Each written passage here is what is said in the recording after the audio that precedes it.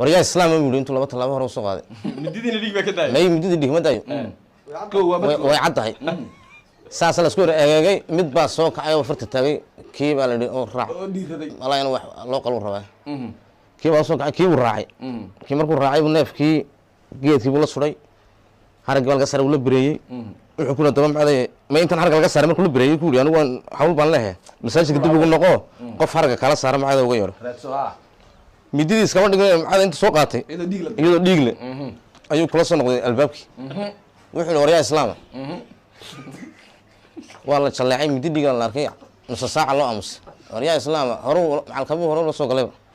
hal marba imaamkii farta ku wada fiiqeen macay kana islaama bay dheen mogta